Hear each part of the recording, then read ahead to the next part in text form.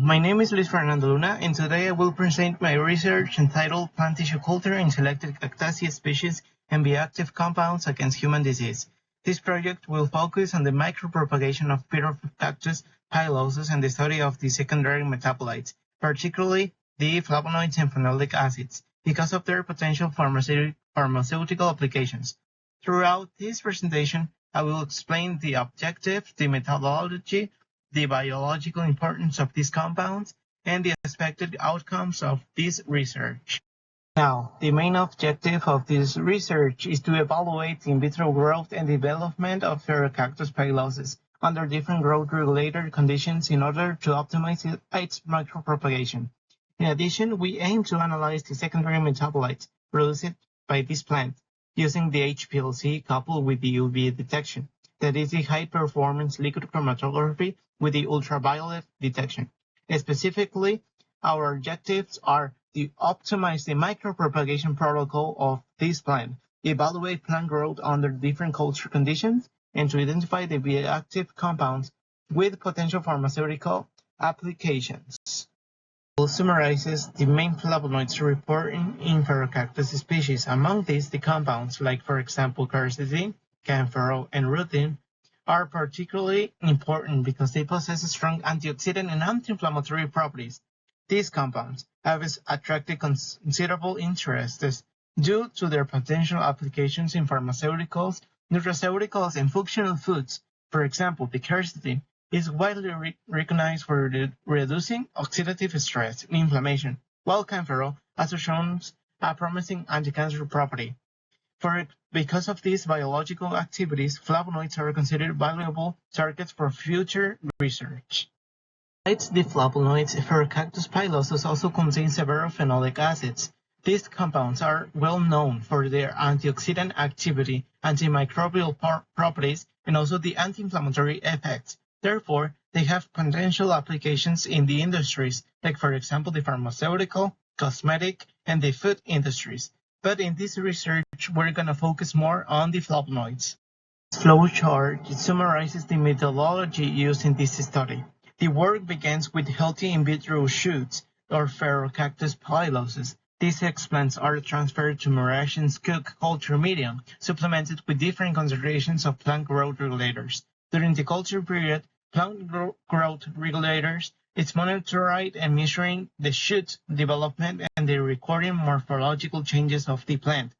Once sufficient plant material is obtained, secondary metabolites are extracted from the tissues. Finally, these extracts are analyzed in the HPLC UV to identify and quantify the phenolic acids and flavonoids. This methodology allows us to evaluate both the efficiency and the micropropagation and the biochemical potential of these species. This figure illustrates one of the main anti-inflammatory mechanisms of flavonoids inside the microglial cells. Normally, when the brain is exposed to stress or injury, the NLRP3 inflammasome becomes activated. This protein complex assembles with the adapter protein ASC, leading to the activation of caspase-1.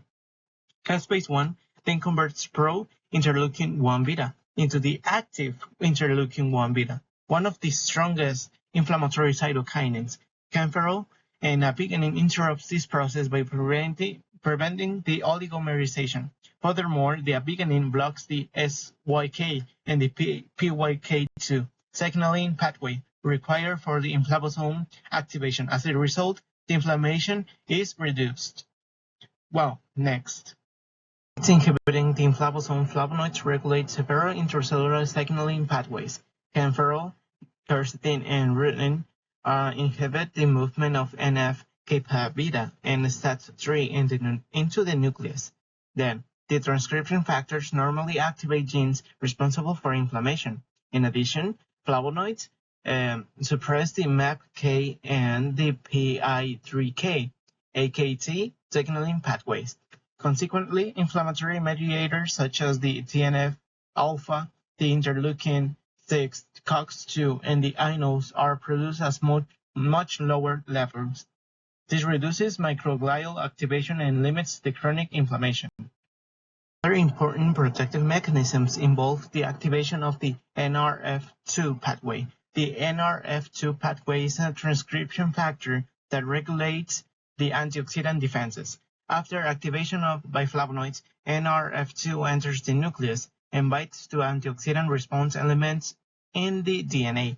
This stimulates the production of protective enzymes, including the HO1 superoxide dismutase and catalase.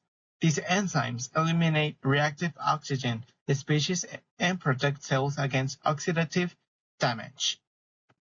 Now, for the section 4, this slide compares the effectiveness of the three major flavonoids. Camphorol appears to be the most potent because it strongly inhibits inflammasome activation and easily enters cells. The quercetin also demonstrates high biological activity and excellent cellular uptake. The rutin remains effective, especially in blocking the ASC oligomerization, although its higher hydrophilicity limits the cellular permeability. Overall, these flavonoids reduce the oxidative stress and decrease inflammatory mediators, prevent the cells to make the apoptosis, and also to contribute to neuroprotection of the cells. This figure summarizes the overall biological role of the flavonoids and phenolic acids in the Paracactus pilosus. These compounds act primarily as antioxidants by neutralizing reactive oxygen species. They also regulate inflammatory signaling pathways, reducing the oxidative damage to proteins, lipids, and the DNA. Altogether, these biological properties support the potential use of the Paracactus metabolites in the prevention or treatment of inflammatory and neurodegenerative disease. It presents the in vitro growth of Paracactus pilosus over the period of 35 days. These explants used in the experiment were obtained from the shoots that had already been maintained in vitro for approximately 8 months. We selected these shoots because they were healthy, genetically uniform, and free of contamination, making them ideal for initiating the new micropropagation cycle. And growth was monitored every 7 days. As shown in the photographs, the explants gradually develop into regenerated shoots, demonstrating successful multiplication under the culture conditions used. These observations indicate the selected culture medium supports continuous shoot development. These slides shows a quantitative measurements of shoot growth during the culture period.